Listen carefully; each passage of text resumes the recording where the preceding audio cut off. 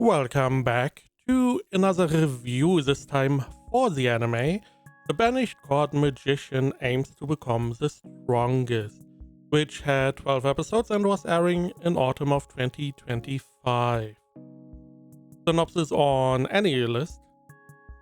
One day, Alec, a court magician who had been chaperoning the Crown Prince's dungeon crawling party, was suddenly fired and banished from the court by the prince.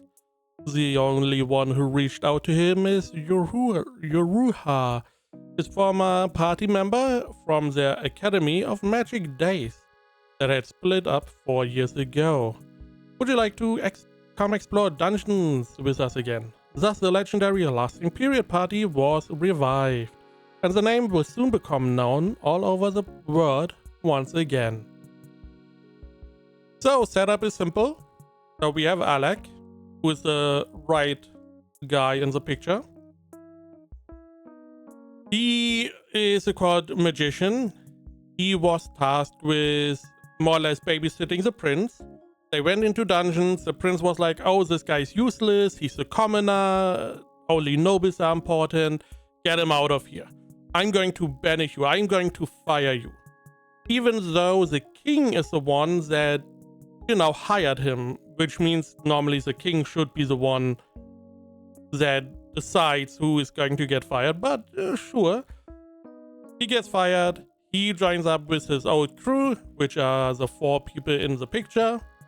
And he goes adventuring with the party, the Lasting Period, they are called. That is the setup. Simple setup, normal setup, you know it. You love it, I guess? I don't know. It's the same idea. Now, the party has, like, with these 4 people, I'm a little bit over the place, sorry. So Alec himself, he is a mage. He knows magic. He does know a little bit sword fighting, but mostly magic. We have Yoruha, which is the red-haired girl. She is the attack magic. She also has some buffs, seemingly. We have the lady, the silver-haired lady. She's the support healer. And then the guy is the warrior. He is the, character-wise, he is the typical, in your face, I want to fight, I am not smart, I'm gonna unga bunga. He's that guy. Meanwhile, the healer lady, I like her the most because she's just fed up with people because they always rely on her to heal, to do all the other stuff. It's always do this, do that, help me. Oh, I have a little boo-boo, help me, and she lets people know that, it's obnoxious at points. I just like her the most. We have Ruha, the red-haired lady. She naturally likes our guy Alec. She seems fine. She seems like the nice, cute type character. And Alec is the stand-in. He has no personality, really. So character-wise, not that interesting. We have the typical archetypes. It's fine. It's fine. Animation-wise, not bad. It's jumping a lot, I feel like. Some scenes are not bad. They're not fantastic. You are not going to rave about them, but they're not bad. And some scenes go back a bit. It feels a lot worse in comparison. So, animation, I would say, it's fine. It's fine. Again, not bad. We do have a lot of fights going on, so story-wise, I mean, we continue exploring or adventuring with our Lasting Period party, and there's a lot of stuff going on that feels not set up properly, which I feel like is one of the biggest problems in the show. Not well enough setups. What I do like is pretty, we leave the crown prince. The crown prince goes before the king. The king is like, which makes no sense. The king is like, hey, I had a court magician a long time ago that was a commoner that did tell me you should treat court magicians better. So I banished him. He climbed back up as a court magician and was like, yo, you should treat your court magicians better. And I'm like, he then disappeared. We find out that is the teacher of Alec, our main character. And the king waited until now to have Alec accompany his son, the prince, to see if commoners should be treated better, if they are useful. Which makes no sense at all. Turns out, hey, yeah, Alec is pretty useful because he's pretty good at what he does. He's the whole reason they were able to go that as far as they did. Surprise! You could have tested this idea before as well. King decides, hey, commoner are not that bad. We are going to treat them better and stuff. Naturally, the prince is pretty mad about that because he got taught by his father to treat commoners bad because they're useless. However, he seemingly is able to, accept or understand that he is the problem, he is the weak part of the party, and not Alec, the guy he fired. We still do the typical stuff. He goes and finds Alec and he's like, it's all your fault. I have to fight you to find my place. Now, normally this is like story-wise. However, it makes some sense here because he lost his place. He is, he's really mad about that and he needs to have an outlet. So he goes, finds Alec, tries to fight him and wants to defeat him. And if he defeats him, then that means he was right and he's better than Alec and Alec was not that useful. But if he loses, what also happened, because it's a typical story, he was able to accept that, okay, I was the reason, you had no fault, and he was able to accept that he is a weakling, and then he can better himself later on, whatever, instead of being like, oh, I got defeated, no, this defeat doesn't count, and there had to be a trick, which we see in other stories. However, this is all part of the setup that, our main character is more or less removed from the whole king thingy, which I like. I like the idea, wow. I just like that the character is able to understand, hey, I'm at fault. It was not the way I thought it was. And I'm not gonna harp on that and try to backstab him like a million times just to have an adversary. I find that somewhat, refreshing in this type of story. Now, later on, we meet other characters. We meet some of the backstories. The problem, again, the backstories are not set up. It's like we have an interaction with the character, and in that interaction, mostly a fight, we get like a flashback to like a backstory for mostly all the characters. All the characters have something we find out, apart from Healer Lady, I believe.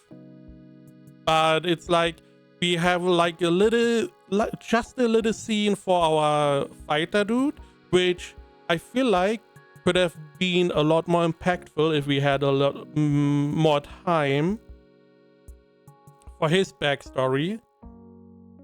But we just rushed through that in like a minute, and that's over. Now we know why he wants to be a strong fighter. Okay, cool. I could have worked that a lot more. We have a character that is not depicted here. We find out some backstory about them. A lot more time is spent there because that is one of the big main parts of the story, at least in season 1 here. And that was done well. I mean, we understand where she comes from. We understand the relationship, what was going on. Okay. That was doing well. Then we get a little bit of, not really backstory, but we get like teasers of some potential story that is going to come up at some point in the future with Alec and Yoruha. Those two, we got a little glimpse of their stuff going on, but there was not a lot of time spent, especially because all these, especially those two, their story, it was not really set up. It was just, yo, by the, you know, we have like an interaction, the end of the interaction, end of the little arc, and it's like, yo, by the way, there's something going on. Bye. And it's like, that is very abrupt. You could have, you know, you could have sown the seeds, so to say, have like a little bit of that before, so you can bring those things up again with a flashback if you wanted, to show, hey, we told you there's something going on, here you go. But they didn't do that, naturally. Apart from that, power level, Alec is super strong, or the whole group is super strong, naturally. There were some parts that did not really make sense. You know what? Let's go to ratings, then I'm going to just yap a little bit more. AnyList has it at 62%. My anime list at 6.33. I was a little bit conflicted because I feel like it's not as bad as other shows in the same realm.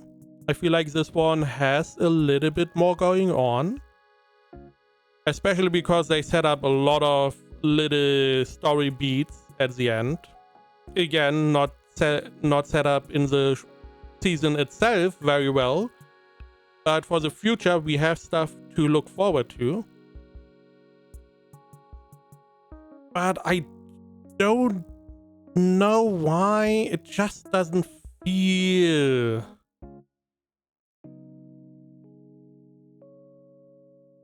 that good. Again, animation fine, overall fine. Don't really gel with the characters that much. Story-wise, some parts are fine, some parts are... I mean, the whole setup is just the standard setup. However, we resolved that a lot better than other shows do, which I would then say, okay, so it's better than the other shows, but it's not really good storytelling at the end, or in the end. So I am at a strong 6 out of 10. I was contemplating maybe a 7, but I would say it's not... It doesn't reach that level where I would be like, fine. I am, however, I did become a little bit harsher ratings-wise in the past, I feel like, in the past couple months. So take that with a grain of salt. I mean, these ratings are random anyway. So let me ramble a little bit. So we had the whole standard start. We resolved that pretty well in you know, We did it better than other shows would do normally. We are then following the, party. We do some stuff. We find the main character, more or less, for the story, Olivia. And she got ambushed in the dungeon because there's this shadow guild, whatever, that are ambushing people. However, they don't necessarily kill people, which is weird. They just steal their stuff. It's like, why? Because they are very murdery when we meet them. So that is a little bit weird. Olivia makes sense that she was not killed, because we find out that she more or less wants to try and kill her master, because her master killed her mother. We find the whole backstory, what happened, how it happened, yada yada yada, which I feel like this part was done pretty well in comparison to the rest. We get the backstory of our main warrior dude. That was just done. He had a friend. That friend was always better than him, so he trained, but his friend had like an illness and he would get weaker, and that's it. The flashback took as long as I did explaining it. It's like, okay, could have been done better. We could have had a little bit of a longer flashback to work that better. It wouldn't have mattered much because I don't like his character. It's just a typical I stupid, I unga bunga, more or less. Not that stupid, but we didn't really get much for the healer lady. That is also weird. So Olivia and healer lady, they have like interactions because Olivia is injured, so healer lady has to heal her, and she always calls her by the full name, which is weird because it's so long. You could just keep it short, but sure. We find out that the Swordsmaster, which is the main antagonist for the season, that he knows Alex's mother, and is like, oh yeah, and I can't wait until you find out what your mother really was and how she really died. And I'm like, just tell him. Why is it, I'm not going to tell you, this is going to be a secret for later. And again, no setup at all. This comes at the end and it's like, tell us. We defeated you, tell us. Tell us. We find out for your red hair lady that she's like a seeker.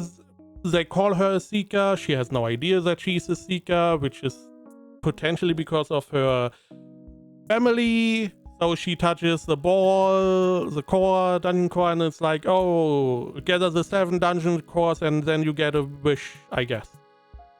Okay. Again, these are like setups for future stuff, I guess. Additionally, Alec at the end lost his magic naturally as a rebound, a negative effect for his ability. So he wants to learn sword fighting better. So we go to the tournament as next time. Again, another setup. We have a bunch of setups for potential future stuff. We also find out that potentially one of red hair lady's family members is part of the enemy guild.